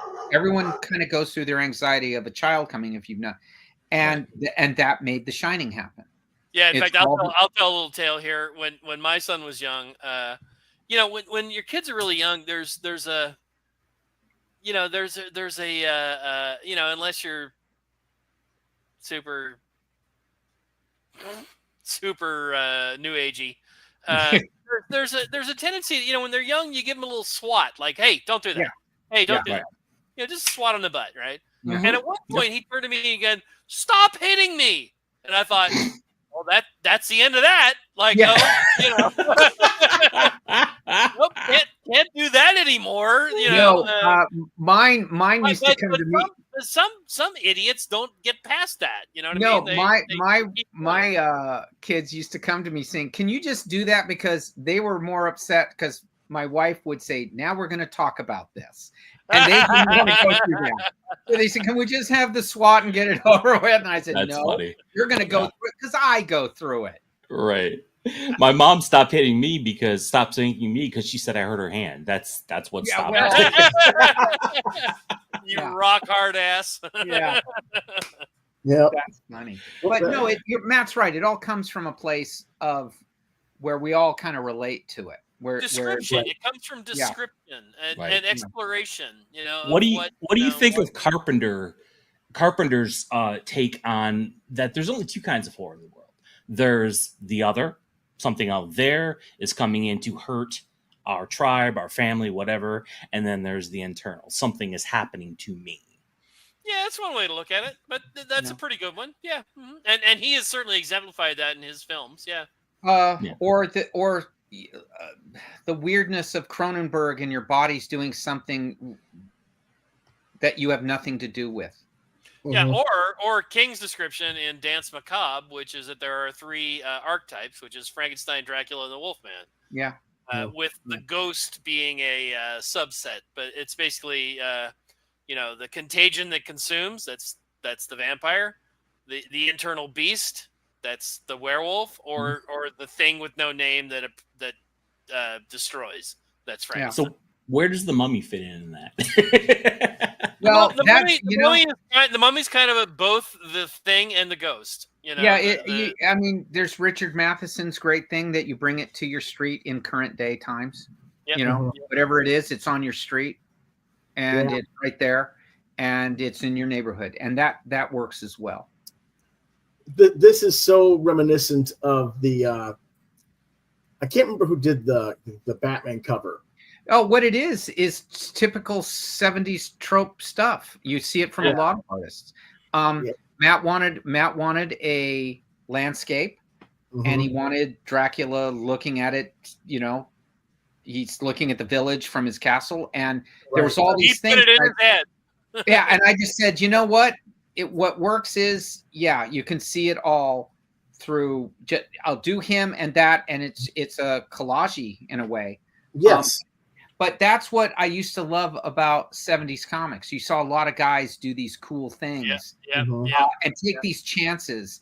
And I love the corner of the stairwell, the spinning, because he directly leads from his head as he's walking downstairs there. Yeah. Right. So a lot of it is how do you do that? And that's what I love about comics, because this is one part comics, one part film. And so you can do that and kind of get across what he's thinking. And at the same time, that image is all encompassed within the border of Dracula's head, meaning it's all his. Right. Yeah. Well, Matt, I know you got a jet here soon. I was just gonna say, guys, I've reached my limit here. I got to roll. It was very pleasant chatting with all of you. Real quick before you go, any film treatments in the future for this novel? For Dracula, for these graphic novels. For these graphic novels. Not yet, but any filmmakers out there that are got a lot of money to spend? My prediction is that after we finish this, my prediction is we're gonna get ripped off. Is my I think it's so original that you could carry it, and I'm convinced that when all four are out, because I just hear it too much from people. I don't say I think, just it's my opinion alone, this is like the best thing in 20, 25 years. I hear that a lot. And it's from peers. And and people who will say, well, what more can you do? Right? Which I always say, it's Matt Wagner. You know, he has kind of earned maybe but Mhm. Benefit of the doubt, yeah, a little bit. yeah, when he said to me, I want to do Dracula, when I thought it was going to be Batman or something like that, my first thing was, well, okay, what are you going to do? I was instantly interested, because I thought, if there's one guy who can do this, look, Matt's one of the great writers, just is one of the great writers. Yeah. So Absolutely. you extend that trust. And when I say that, that's a short list to me of who's a great writer. Yeah. And I don't want to offend anyone, but it's a very, very short list. Right. So if he's saying something, I'm going, okay, what are you going to do? If someone can tell you on the phone it's good, what they're going to do, and you know it's going to be good. And he didn't go on and on. It was like a 5-minute thing. I was gonna say, and that was a trunket, like that was. It was just, here's what it is. Idea. You know, we have so sprung roots, and I love when he says, "Look, you're gonna trust me. This is gonna be good." But he's not really a vampire till the end of the first one, and it was like, so you don't get any of your vampire tropes. Well, it was better than I could have possibly imagined. As soon as he started saying what was going to happen, I went, "That's fascinating." And then I said, well, if it ends that way, how do you follow it up? And he says, well, and then he just said the brides. Now, he didn't know all the ins and outs. He just said the brides. And I went, as a reader of comics, I would be into that. And if someone just said, hey, this is what I'm doing, I would be interested. Okay. Then the fact, like I said, so I knew it was Matt doing it. But I mean, if I just heard that in general, but that's a good idea. Yeah. And he's not reinventing the wheel. He's making better wheel, a more interesting wheel, multiple wheels. Dude, it is not just me. It's we deliver. We deliver it, motherfucker. I love that you say that, but it is story. Everything is story. Everything is and story. I think more so now than ever. Yeah. Because you don't see Matt and I came up through an age of everywhere you look, someone was writing something great. And for the last 20, 30 years, there's been people recycling their comic book. I think that's a good way to put it. Matt is coming in with just amazingly fresh, original, enthralling stuff. And he's not about a character that you thought was dead and bled. But again, I keep saying my wife, but I've heard this from others. What they absolutely adore is they feel they went back to 1470. They feel they're back in that period. They do not feel any modernity, and they're captivated by that. And so that's a neat trick. And I noticed that when I read it, I went, one of the first things I said, Matt, this is great because there's nothing from us here. This is their time. And just their time is frightening and different and interesting. So Matt didn't lessen that. He used it. Very rarely do I read things and I make a sound, but he did it in the first script about 3 times. And one, I was like, I was so disappointed because I really liked a character who Matt sent off to the cornfield. So, and I was going, God, I was invested in that guy, And I went, but I thought, what a great moment. Yeah. And that's horror. And it's characterization at the same time. All these things working. No, I agree with you, Matt, but the thing is that Kelly understands that the art is always in service of the story. If it isn't, then it's not good. And if it isn't, you forget it. And I've seen a lot of beautiful art, and I forget the art. Or forget the story. Synthesis. That's what I keep saying. It's why I like Lennon and McCartney. Yeah, I agree. Perfect. You can't tell where one begins and the other one ends. No, and I think there's an organic nature to it. Matt's willing to go with stuff, and I never worry. You're gonna go with stuff. I gotta roll, guys. Okay. Thank you so much, Matt. Thank you. Matt. We'll catch up with you later. Yep. Thanks so much, fellas. All right, bye, Matt. Alrighty. Yeah. Going back to your art. Yeah. I'm looking at all this stuff at a much closer blown up range, obviously, than what we can share here. But I'm curious, how much of this is what kind of brushes? I'm pretty much two tools really. A number 2 watercolor Winsor Newton brush. Okay. It's number 2, number 3, right around there. I bounce back and forth, but primarily that. And just 102, 107 pinpoints. Okay. I don't work. I don't use computer. I can't. Well, no. Yeah, well, I can't get it. It doesn't have the range of these things, and it doesn't have the feel, the distortion. It's like in music, you want feedback. Yeah. And I need to be able to, if I want, take my thumb and use that as a tool. And I noticed you do that at times. Because that's that's inking from the 70s. All the really good, you did whatever it took. So I can get different looks, different textures. I work really big on textures. I think hey, look, if people want to work on a computer, fine. There's 2 things I have against it. One, it's not as good. It hasn't caught up to what we do. I hate the line quality. I hate the line quality. It can't do it yet. Yeah. Now there's people who can do good stuff on it. Don't get me wrong, but it just, I haven't been able to adjust it over. Well, I can't see it beating what I do yet. Right. And once it does, fine. The other part is I like physical, just it's physically there. And I don't worry about if your computer drops it or if it distorts. And I've heard too many people lose their stuff if they don't constantly back it. Or the technology changes. And now what it used to do, they don't want to do it anymore. Right. Everyone comes across it when they update your phone. You know, so right now I still am in control of this. And for me, when I was doing Batman, a lot of Batman's cape and cowl came from mistakes or distortions while I was doing it. And it would work. And I would go, oh, that's interesting. Right. And when I'm doing like on Dracula. I noticed that on the wings and on the capes. Yeah.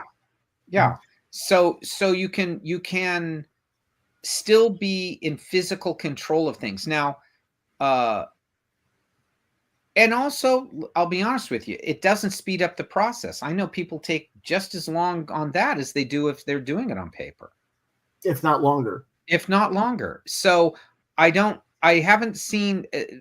And the other thing is when you do computers, you'll pull in so tight that you lose the context of the overall composition of your pages. Right.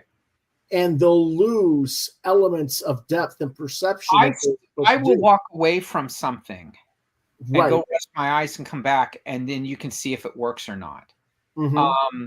I'm very gut level emotional. So when you look at it, if you get an emotional reaction, it works. You don't overthink it.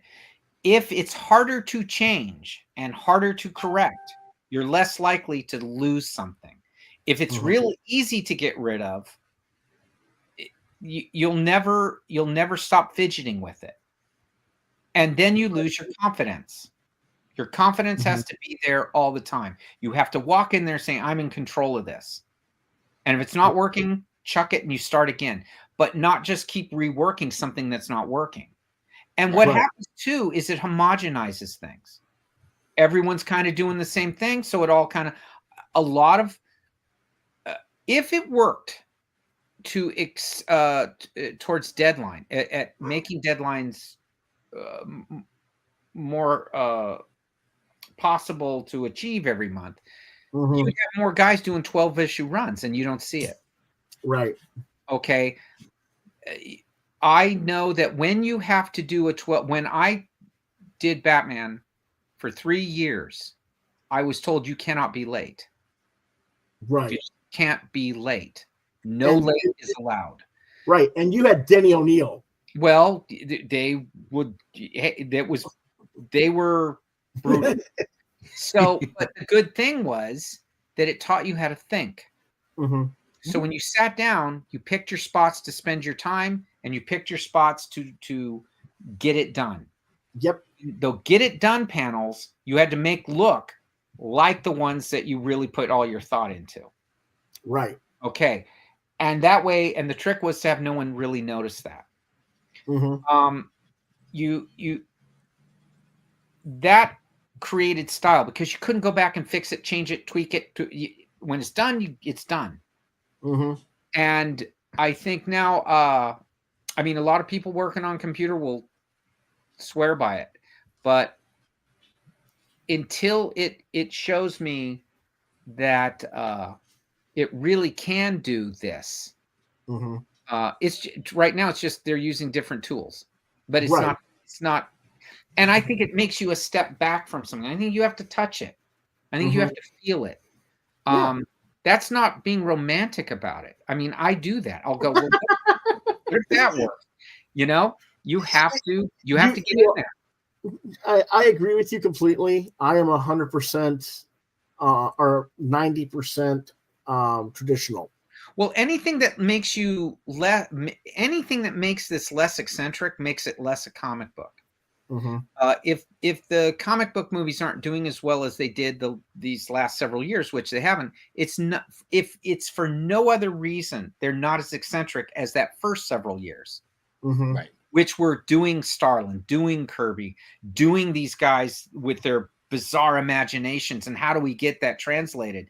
And that was something audiences hadn't seen. Comic book guys had, but people hadn't seen it. When they started getting away from it and saying we're going to do our own thing, it became like everything else. Right. Especially when they start doing more modern stories.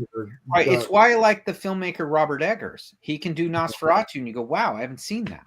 And it's vampires, but I haven't seen that. He does The Witch. You go, "I haven't seen that," but it's one guy. He doesn't have a board of directors telling him what to do.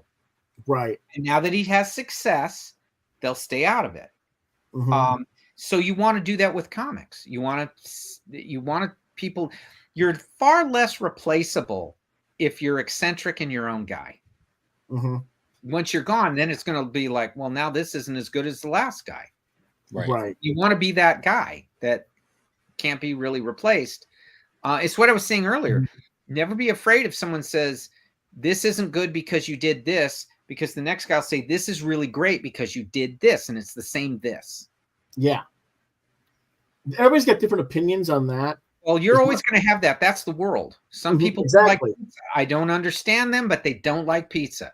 Or they put pineapple on it. God help them. But you've never had a sweet pig pie. Right. But what happens is you don't go into it saying, I want everybody happy. You go into it saying, I want to be happy. Yeah. I don't want their praise. I want them to go, wow, I haven't seen that. Or, wow, you're taking me somewhere. Mm-hmm. It's absolutely. Every time you sit down, do not take them to a country they've already been to. Mm-hmm. Yeah. You can't do that. You have to, I don't do nostalgia trips. I do, this is a story. If I kept going on about Matt, it's because I go on to him all the time. And I go, Matt, you don't realize that a lot of stuff isn't very well written anymore. Well, even when Matt does a recycling job, so to speak, like Batman and the Monster Men, it is a completely because you go back and you look at the source and you build on it, and everything stands on something's shoulders. Yes, that's the nature of it. What it isn't doing is revamping it in a way that you say, well, now I'm making it better, or it's a Xerox of a Xerox kind of a thing. Right. Yeah. No, he's doing his own of it.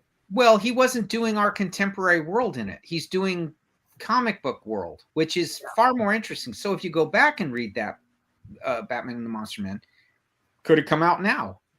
Yeah. And absolutely. And that's the trick. It's got that timeless feel, but it also harkens back to the origins of what the source material was. Experimenting. Yeah. And when you experiment, you get that. You can listen to I Am the Walrus right now, and it could have come out now. Yeah. You could listen to anything like that. It's now. The reason it is it's complete. No, I can't imagine anyone else doing that. Right. Okay, and that's great work. Great work. Frankenstein, portrayed by Karloff, could come out now because it's a human monster who does horrible things. But the performance is, I will ask people, performances in the 30s. I can't think of one better than Karloff's Frankenstein.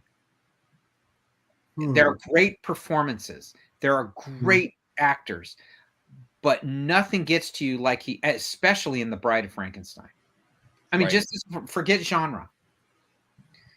It's a human portrayal of something. And in a way, it's not minimalist, but everything he does. It's a child. It's a child who not only has this incredible body that won't die, but he can't understand. And he gets that across. And that is a tough performance. I can't. If other people say there's other great performances, then let's see Clark Gable do it. You know, there was a lot of thinking by Karloff in that. And he was working with a director who could see it. Yeah.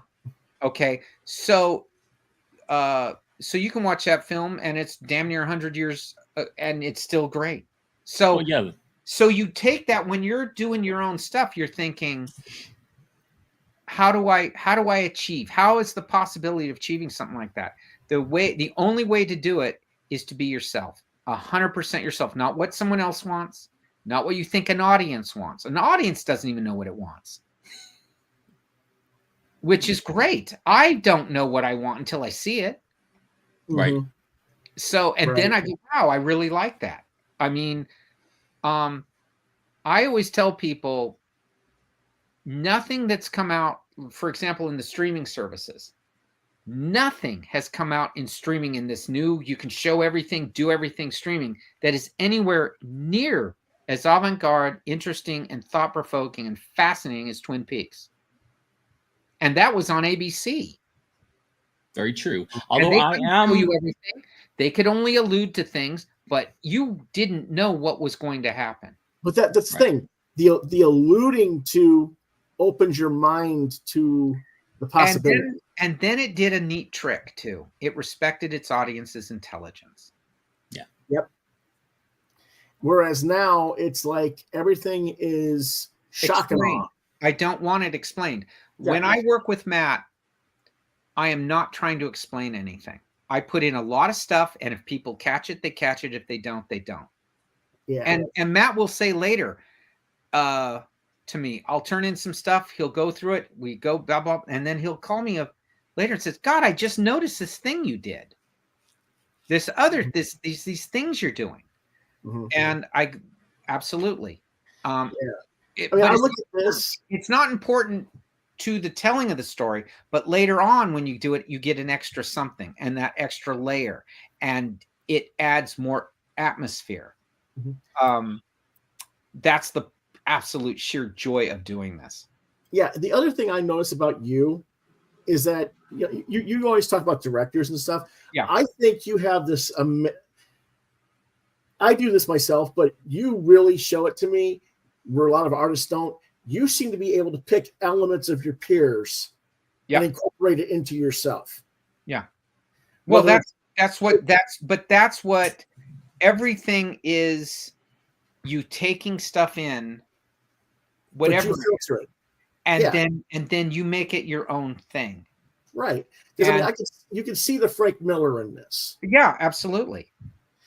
And you can see the Wrights in it, and you can see the Kaluta in it, but it's all like this one. See, and what I like about that is when someone says that, I'm not even aware of it half the time.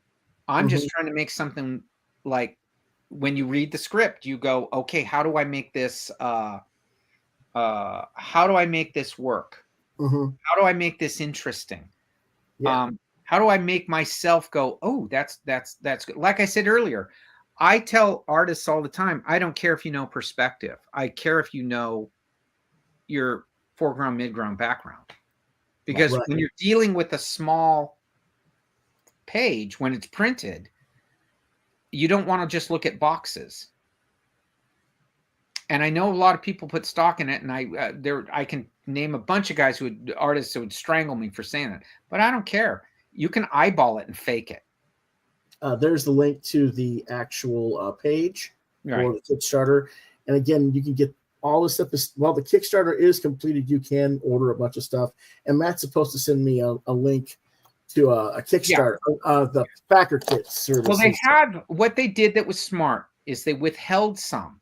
They sold out of everything that they were going to sell. But wisely, they said, hold back a few, because if people discover it later, they may want to order it in the next round. Yeah. And I went, oh, that's a good idea. So they just held back a few. And they said, okay, when 2 comes out, we'll do some. And they sold some. And then 3, I think they still have some left. And they'll let you either do it through Backer Kit or when the campaign goes live. Yeah. I always was under mind, if you have them, you sell them all. Right. Dark Horse, when they put out the softcover, it sold out in a day. And that was about 3,000 or 4,000 copies. And it was I gone. believe it.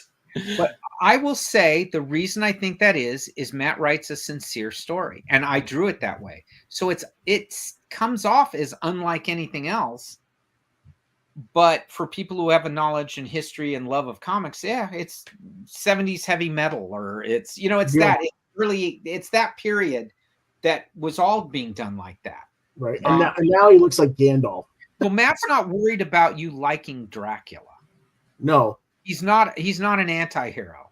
No. He is his own force of nature. And he's not a cackling, He's like, he is going to be a dominant, ruling, aristocratic force, whether he's a vampire or not. And that was fascinating to me. Yeah. Fantastic. Now this is the level page I have here. Yeah. The process page. Yeah. I love the levels of the blue line to the pencils to the inks here that you've got presented here. Well, I tend to work. I don't pencil every little line and shadow. I'm very vague. So when I'm inking for myself, inking it for myself, that way I have some drawing to do with the brush. And that makes it a lot more fun and interesting, and you don't know what you're going to get.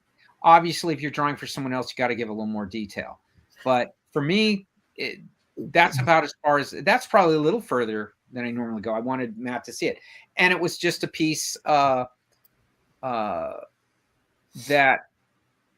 ultimately we weren't able to use. So we went in a different direction, but. I liked it so much, and Matt liked it so much that they said, "Hey, let's just put it into the next book, just in an extras place." Yeah, I was actually going to use this, like clean it up some of it, and do a practice ink over it. Oh, you should. Oh, you should. I used to do that. Because this is, when I started doing inking in the early '90s, I started out as an intern assistant editor for Gary Reed at Caliber. Yeah. And I was still going to college. Yeah. And I contacted the Kubert School and basically got their program at my college and built it up myself. Yeah. And the first thing I was like, I have to get as many different pencilers and styles and levels, not just, I don't want fully rendered pencils. I have to understand how to interpret. Yeah, you want to draw with a brush because ultimately it's not the pencils that are published, it's the inks. So they got to be alive. Right. And so it was like, I wanted Buscema's breakdowns. Yeah. I wanted breakdowns. Gotcha. I remember there was a few Xeroxes I had of those things, and I would ink them. And in fact, when I started they had asked me, but then I got full-time work at Marvel doing drawing, but they had come to me and said, would you ink an issue of something about Buscema, Conan or something? I wish I'd have said yes. My editor basically said, well, You know, but I wish I would have, because there is that thing where you get to be an artist on it. Yeah. Not just it's John Buscemi's great, but he gave you everything, and it was up to you to make it work. Yeah. Right. I mean, he gave you everything you needed and then said, go to town. He's not given he's given a lot of credit. He's not given enough credit. No, he's for not. What a genius he was. And maybe one of the best technical artists there are, that you don't see the technique. I don't know if I agree with that. I mean, No, you don't see it. It's alive. It moves, and he is very rigidly technical. But yeah, he is very rigidly technical. That's true. He is, but he does not. I mean, he's one of the few guys that he didn't let his technical get in the way of his composition. Right. He didn't let it get in the way of his. Yeah, there's still enough fluidity to the. It moves, right. And you don't catch it being constrained by a rule, though he knew the rules. Mm-hmm. He knew enough to how to break them too. Mm-hmm. Right. And you got to be a master. But then again, how weird! It's a guy who grew up with Frank Frazetta. So, you know, God, that would have been cool to sit around with hearing those guys in the early 50s. Yes, it would have. Absolutely. Those two, Williamson and Hal Foster. They well, what I always loved about Williamson was he's one of the few guys who could use heavy photographic reference, and it didn't constrain him. He wasn't all tight. He could be loose. Mm-hmm. So he was one of the few who figured it out, because comics is really, you got to learn to draw from your head.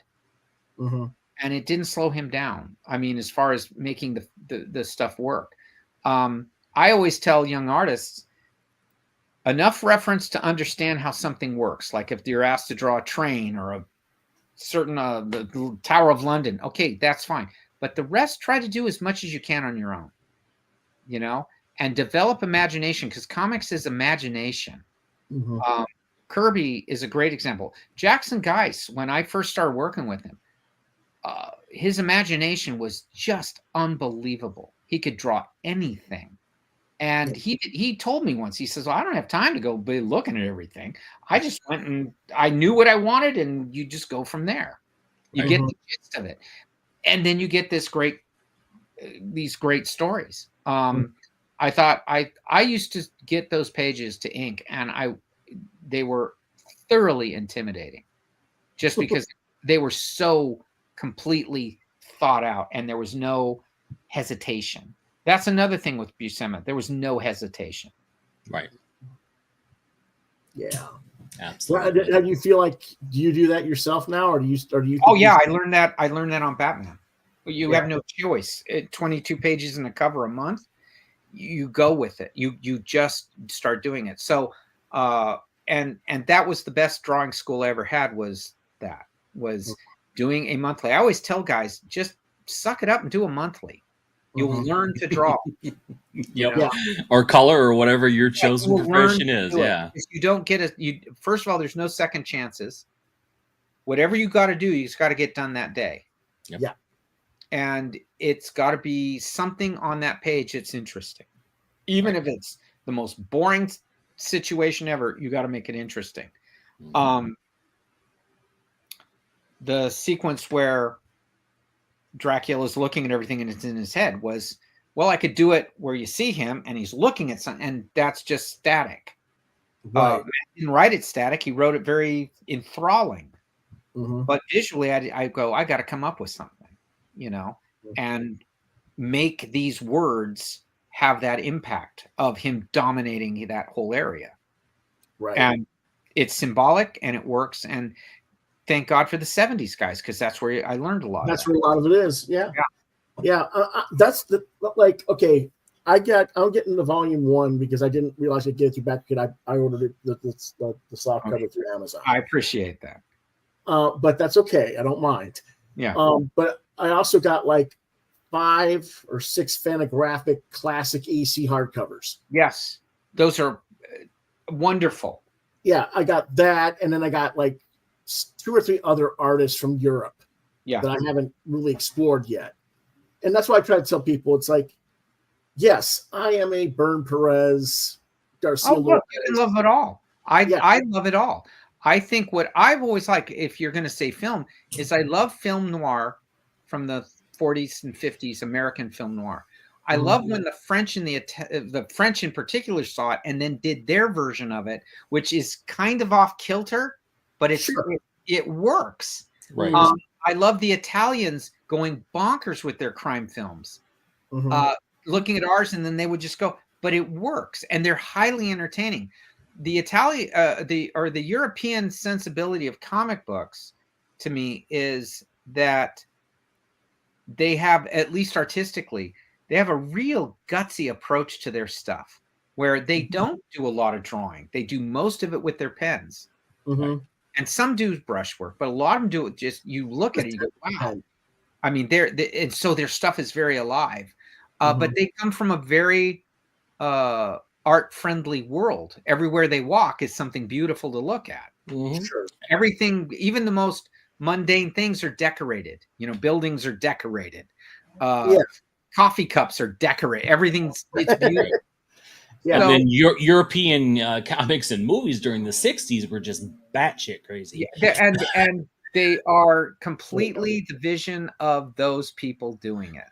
And very different. German films were very different than French films were very different from Italian films.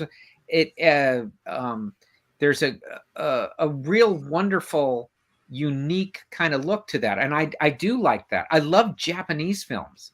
I absolutely adore them, no matter what they're saying. It can be genre stuff like their samurai things. I think they do some of the greatest ghost stories ever. Oh, absolutely. Their horror films are amazing. They're absolutely brilliant. Their dramas are brilliant. And I know it's why their giant monster movies work, because they have that sensibility of tragedy and humanity in those things. So they work. All of it works. Absolutely.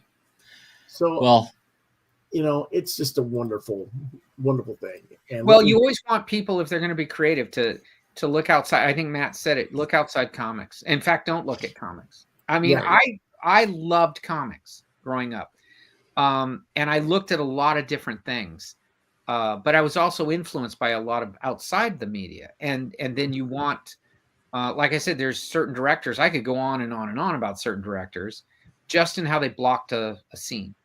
Right. And it's perfect for comics. I love this cover that you did for Host Mortem. Yeah, that was a lot of fun. It looks like bullet wounds, but also spider webs. Yep, it's both. Yeah, it's both. It's a take on film noir. Yeah. And that was their book. Yeah. And I see a little bit of butch in the face of the female.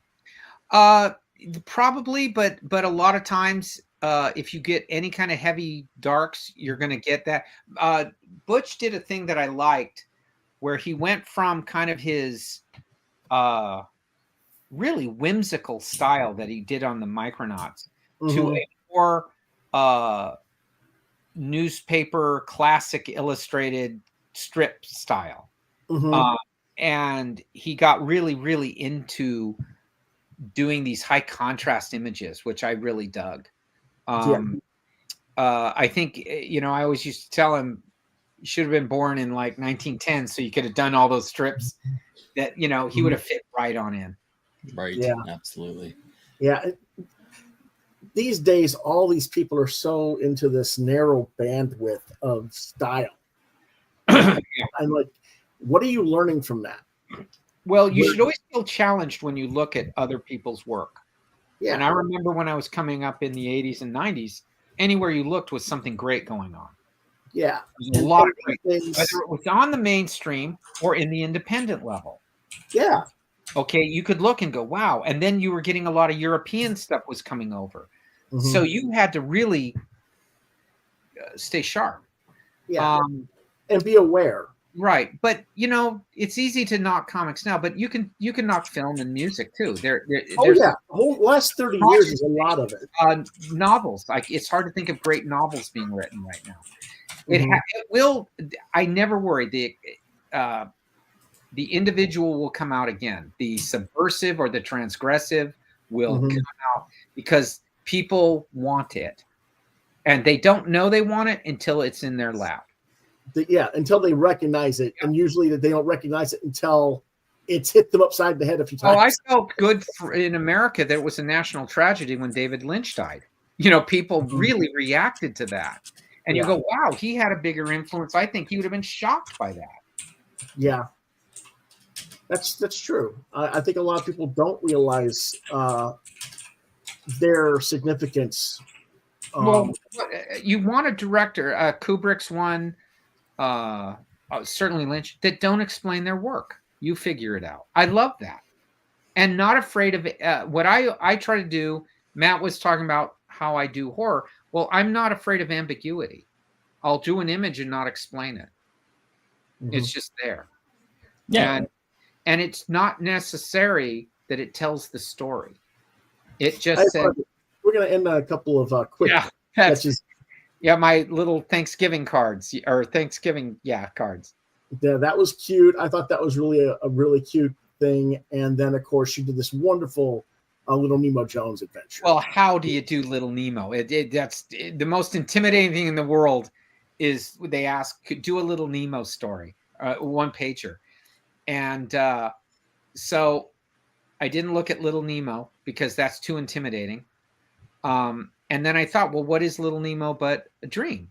Yeah, and very, what was so kind. There's so many great people in it, but that was the one that stood out that they used to promote it because it tells this very funny, and it ends on something funny. You know, right? He slept. Obviously, he was sleepwalking, got his sister's doll, and he has this adventure rescuing a princess. It's great. Yeah. Okay, man. We are so grateful you came on. It was a blast, guys. It was an absolute blast. Yeah, and again, be sure to visit. Hold on a second. It's not sharing a page like it should. There we go. Dracula Book II, the Bride's graphic novel on Kickstarter. You can order things, even though the campaign is concluded. There are the next one will start here in just month or so. However, this fall, the third book campaign will go up. Okay. Fantastic. Let us know. We'll have to definitely have you back on. The books, one of the good things, again, if you're going to be a comic book artist, like you're saying, be on time, is if you're going to do Kickstarter, my only advice to people doing independent is be on time. Yeah. When you say it, be there. Get it done before you run Kickstarter. I have, I'll be honest with you, when it goes to campaign, I'll be close to done inking it. And it's 120, 130 pages. These are big babies. Yeah. So I'm spending, everyone says, we don't see you go anywhere. Yeah, because I'm doing these gigantic books, Yeah, you don't have time to go to a convention or do. If you're going to get the books out, you've got to get the books out. Right. Yeah. Work. Yep. That's true. And if you got something good to do, you want everyone to see it. You don't want it to be late. Right. Give people no reason not to see it because you were late or not professional. You got to do your job. Yep. Okay. Well, Chris needs to go take care of a quick thing. So I have one more thing I have to do before we wrap up. But Chris, if you got to go let the dogs out or whatever you got to do. Okay. Thank you, Kelly. Again, fantastic talking to you. It's wonderful. I really enjoyed it. All right. Have a great with David. We're very good. Yeah. Have a great rest of your night, man. You too. Thanks, Chris. Yeah. I'm just like, I thank Chris for actually inviting you onto the show because even though we're friends, on Facebook, and Matt and I knew Matt from back when he was doing Sandman with Guy because I was with Guy Davis from Caliber. Yeah. But it's like sometimes with this show, I try to get the lesser known people to get them more spotlight. Yeah. And he's like, "Oh man, we got to get we got to get these guys on." I'm like, okay. So that's always good. That's always good to do. I would agree with that. If you can find those people, give them some, a chance for people to discover them. Yeah. Well, I like to do a combination of the two. I mean, I've had other people, big name people as well. So, I mean, it's just this art form has been shrunk down over the last few decades. Yes, it has. And but not just in its ability to reach people. The reason it's shrunk down is it's not being what it completely can be. I agree. That's the reason. I totally agree with you. Yeah. You know, and you know, whether that's because people just, I used to, the person who was the last where the buck stopped with Batman was Denny O'Neil. mm-hmm. Not a company, not some dudes. It was Denny O'Neil. It was Denny. He was doing the long years in Cape with Denny. He said, go further. You do what you want. That's where it ended. And that image, those images influenced the movies. Yeah. And I always, people say, oh, isn't that great? I said, it was Denny O'Neil who said, keep doing it, to where that those guys would get a hold of me and send them designs and they'd use the books. So yeah, Denny and I butted heads. Well, but I love them. Creative force is going to be, they're going to do what they do. Have Denny was a certain way, but he was thoroughly professional, and this is the way it's done. But then you had Archie Goodwin, who was the same way. It was you know, but Archie was a velvet hammer. So yeah. Well, what I mean by that is, you're familiar with Sean Gordon Murphy's Batman White Knight. I pitched that same concept back when Denny was in the offices. Yeah, and Denny would not go for it. Yeah, I mean, it was just a lot of times, Louis, it's timing. Yep, it is. It is. Yeah. And I mean, Denny and I argued for like 4 days online back and forth about the core of what that was. And I understood where he was coming from, and he understood where I was coming from. And it's like, yeah, it is what it is, you know. And I never resented him for it, because I always respected his view. Yeah, you know, it's just that whole thing of, would I have been able to do it as well as Sean if I had been given a chance? Well, you know? Again, it has to be in the right. I mean, I always look at how I did Batman. There's no way they would have done it in '82, but they were willing to do it in 1991. Yeah, you know, it sometimes is the moment, the right place, many times. I can tell you that serendipity plays a huge part in all of this. DEADMAN was simply because they did not care about the character. If I would have went in and said, he's going to look dead and he's going to be weird and all this stuff, they just said no. I just drew it. They were only publishing that book to keep the copyright, because you have to put something out. They had bigger fish to fry, and they said, as long as you're on time, do whatever you want. That was the direction. Yeah. And you know, when it was really, really successful, it was found money, and my reward was, okay, we'll trust you on the next one. Right. Again, the reward wasn't come up with something. It was like, okay, what else do you want to do? Right. Again, this is the link for their Dracula campaign. Make sure you check it out on Kickstarter.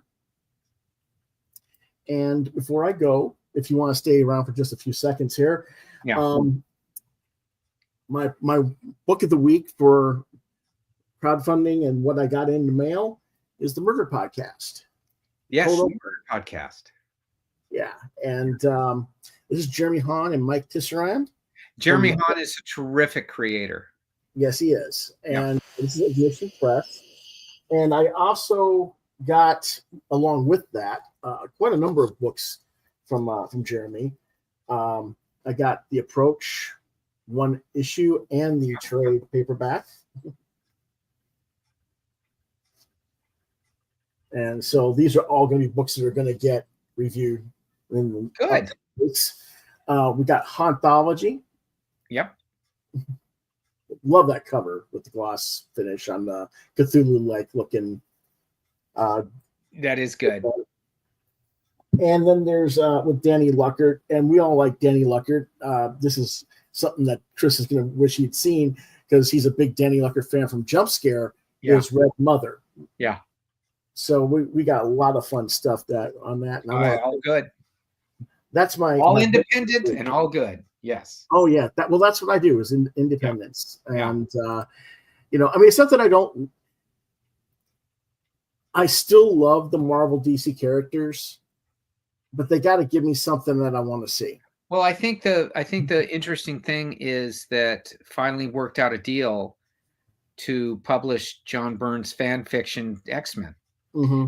And I think that is going to be a big deal because having read a bunch of those, they were outstanding. Yeah, they were. They were. And he just went off on his thing, but that will be a big deal because that's a guy who knows what he's doing. And what is it, like 30 some odd issues? It's an enormous amount of work he did.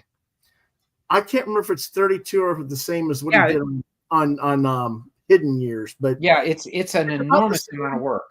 But the part of the problem with what Marvel didn't want to do it in singles was the way that Hidden Years dropped massively in less than 2 years on the sales. Yeah. It launched at 68,000 for issue 1 and only sold less than 29,000 by issue 22. Yeah. And well, they're having all kinds of problems in a lot of ways. One, you can't lay it all just at distribution. You have to make books that people want. Yes. People, if they don't want it, they're not going to write you angry letters and they're not going to scream up and down. They just walk away. Yep. And when they walk away, they don't come back because now they go and found something else to do. So you can always find and make fans, but they have to know you're sincere about it. And if I was emperor of comics, no more variant covers. People have to sign up for 12 because organic things happen in those creative juices. No huge storylines. You don't know when something's going to, it takes as long as it takes or it doesn't at all. And I would ask every creative team, give me some one-shots. And create again to where people don't have to feel like they got to come on to a giant thing, but that they can read a book and go, hey, this is pretty good. And I say that from my own experience. It happened with the Sandman on the Dream of a Thousand Cats. You can see sales before and sales after. It was an issue people could pass around. Nothing to do with me. It was just a great one shot. When I was doing Batman, that sold extremely well. I'd love to say it was me, but what it really was is Doug wrote one single and two-parters, not connected to any other books. So people could come and go and not feel like you had a gun to their head. There was no reason to buy. You always want a book to do well because of its own merits, not because you had to buy it. And in that regard, you keep your creative people honest, but you also keep them fresh. They don't have to come up with one idea and beat it to death. They can just see where it goes. I wouldn't want to know as an editor, if I was doing Batman, I don't want to know where you're going to be in 12 months. These guys want, geez, I mean, half the time they want to book these things out 2 and 3 years in advance. Because it's called the sure thing, and you can't get that. No, you can't. You can't get the sure thing. What you can do is find great creative people or people, and that doesn't mean well known. They might not. What it means is they got the juice to do it. Yeah. And then sit back and be entertained. I think that I think people like Denny and Mike and Archie knew how to spot people who had that, and I'm not sure that today's they knew the characters. See, you couldn't fudge on the characters. They knew the character. You could write and do whatever you wanted, but it had to be within what that character was. Yeah. And so I could come and do Batman. You could have Barry Kitson do it, or you could have Graham Nolan do it, or you could whoever. It was still that guy. Yeah. Okay. It was just there was like a Bible of this is who this character is. You have right, and each writer was writing them the way they want. Alan Grant was very different than Doug Mensch, who was very different from Chuck Dixon. Yet they knew the character. Right. So you got a flavor to it. It's an accent. It's a whatever the seasoning is you want to use, whatever metaphor. It was that was it. And so those books have stood because of that. And when you started to change it or make any of these things more us, that it becomes more faded. They need to be challenge the imagination of the creative people so it can entertain your audience. They have to go in there saying, what am I going to do? You know, and not find something that you can relate to, find something that inspires you. That's two different things. I agree. Yeah, I can't relate to a guy from Krypton, but I can really get knocked out by his stories, you know? I don't know. That's just totally cool. That's why we do this. Yeah. You know, you're not a multi-billionaire. Well, I always do this. I don't want to go into something and go into it myself with any kind of lowered standard. I want to try to keep my personal standard up. And I think people got to do that when they're reading or watching or listening or whatever entertainment. Always keep your standard at that. Don't lower it. And because if enough people let that happen, then you get lesser and lesser. But if you keep demanding more, it's okay to have a misfire too. Oh yeah, the misfire. Yeah, no, a misfire can find an audience years later. Sure, and none of us are perfect. We're going to produce something that just, you know, either isn't right for that moment in time, like you say, maybe they'll discover it later and it'll be more of a later favorite, or you learn from it as you do it. Well, you can't be afraid to lose audience. What you have to be afraid of is boring an audience. That's a good point. And I think one of the reasons we get so bored is because there's just so much of that it's mediocre. And people don't have to take film courses or literature courses to understand that. No. As soon as you do something that isn't within what the natural sincerity of a story is, they check out. Yeah.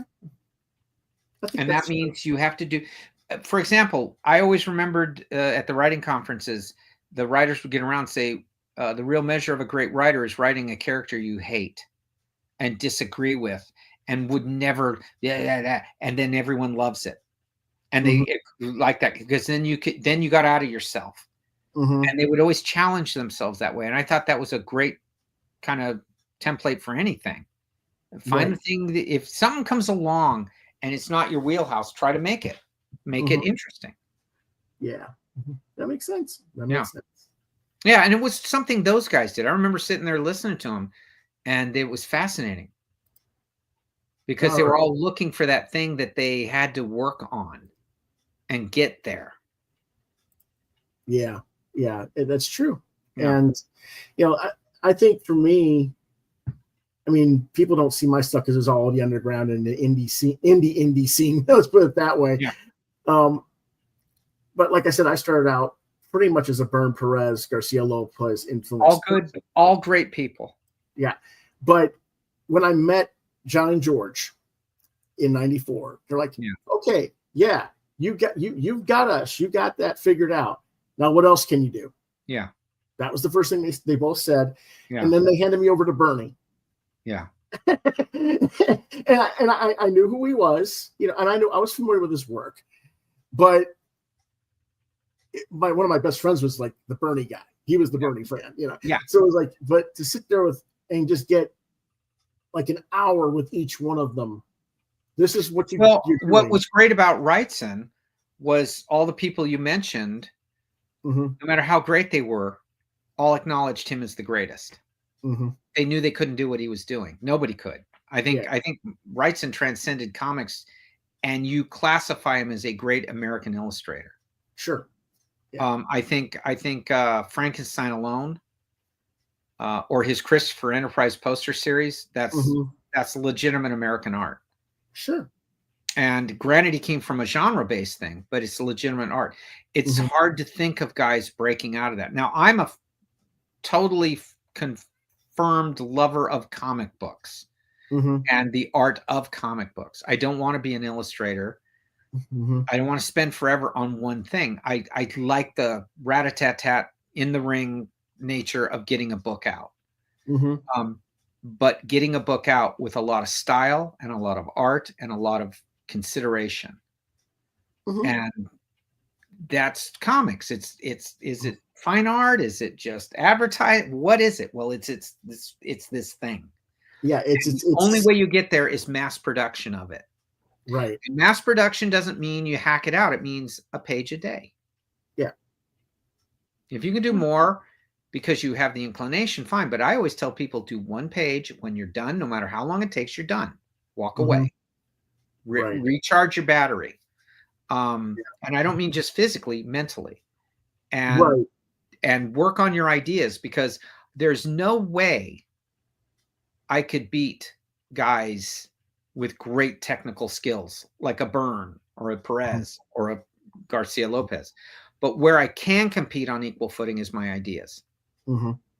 And whacked out Deadman, the way I do Batman, how I handled Sandman. Those things all came bang, bang, bang. And they were utterly unique to how I see it. So I would have John Byrne or Neil Adams or any of these guys come up and say, that was really good, because they were seeing the ideas. They weren't looking and saying, oh, technical skills. They were saying, look at that. My technical skills are my own. I built my own. So I always tell people, build your own. And that way you will say something interesting. Yeah. Yeah. You can learn and examine someone else's stuff and say, how do they do that? Yeah. Figure it out. Yeah. And you do that. I mean, I can see so many different people that you've incorporated into. Well, and also what you'll have, though, is I'll have a lot of other artists come up to me and say, how did you do this? Or where did this come from? They don't see it. Yeah, because, and I'm saying, well, they're talking the ideas. Where did this weird dead man come from? Right. And I go, well, this is what it is. And Batman, I always hear from. Where did that come from? Well, I can name artists, but what I really do is get into the emotion part of it. Sure. And that's what I always tell them. That's what I tap into. Yeah. Is any art, anything great, you receive emotionally. You don't look at it and say, did they, get an A in art school? Did you get, well, that's what drives people crazy. You can go and take all these courses and go to the great schools and never get a job. Sure. Okay. That's not true of accounting or physics or brain surgery. You got to have the grades and you got to do it. But it doesn't, not in art. Art is, did it hit you? And I think everyone can say, well, there's artists that everyone acknowledges great and doesn't do anything for them. And then there's artists that nobody pays attention to that make you just sing. Yeah. Because it's emotion. Yeah. I think Ray Bradbury probably said it best, that if you want to be a writer, never, ever go take a writing course. Read. He says you read, and whatever you like, read that. And he said, John Huston asked him how he became really, because he was writing the screenplay for Moby Dick. And he says, I read Tarzan. I still read Tarzan. I love to read Edgar Rice Burroughs. That was his guy. Now, he read everything else, but that was emotional for him. Sure. Now, I can't see one bit of Edgar Rice Burroughs and Ray Bradbury. You can't? Not a bit. I see poetry. Really? Yeah, I see just pure poetry. Oh, okay. But what I do get is I get the emotion of it. I see. And one is Bradbury would do a thing, and I love Edgar Rice Burroughs. Don't get me wrong. I belong to the society of that, and I'm a big adherent. But there's a thing with Bradbury where you go, that inner thing of that wonder that he had. Right. I think he's one of the greatest writers of horror stories, and people don't think of him that way. Who else would come up with a little kid who's going to kill you? I mean, it's like, but they don't. They think of this wonderful sentiment he could bring out. Yeah, he had that ability to do that, but he wasn't sentimental. No. So it's a brilliant. His Something Wicked This Way Come is absolutely one of the most beautiful prose novels I've ever read. Just gorgeous writing, where you get swept away by it. It's pretty brutal. It's a very brutal book. Yes, it is. But God, it's like if that brutality in Lilacs and Lavender. I mean, it's just you're seduced by it. And that's what I try to do. You take influences like things that don't seem like they should be, and that's what I always tell artists: find stuff that and let that be something that drives you or motivates you. Okay, and on that note, I think that's a good place for us to stop tonight. I think it's good. I think we're good. And this is Kelly Jones. And earlier, thanks to Matt Wagner. Again, their series is Dracula Book II, The Bride's graphic novel. And again, this is the Kickstarter page you can get it on. You can get several items that are still available through BackerKit. So if there says none left, just look up Dracula Book II under BackerKit, and you should be able to find other things that they still have available to purchase. And thank you again, Kelly, for being here. Louis, thank you. And Chris, when you see him, but it was a lot of fun. Oh, yeah. We always enjoy talking with the veterans and giving history.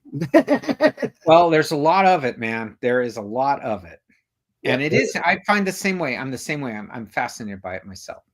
Yeah. All righty. So, if you guys have, it's doing the wrong thing on me again here. Let me share the other screen. Here we go. If you have questions or comments about this podcast, or you want suggestions for us to have guests in the future, contact me at Facebook at Louis.BrightRaven, on Twitter X at LouisBrightRave2. You can see some more of my artwork at deviantart.com/BrightRaven. You've been watching Quote the Raven, Louis Bright Raven, exclusively on YouTube. If you can't reach me on social media, try email, quotetheravenlbr72@gmail.com. Or if I don't get back to you on that, try louisbrightraven@yahoo.com. We will be back on Thursday night with our regular reviews for the week. And until then, we appreciate you being here. Thanks for watching. See you next time. Quote the Raven, nevermore.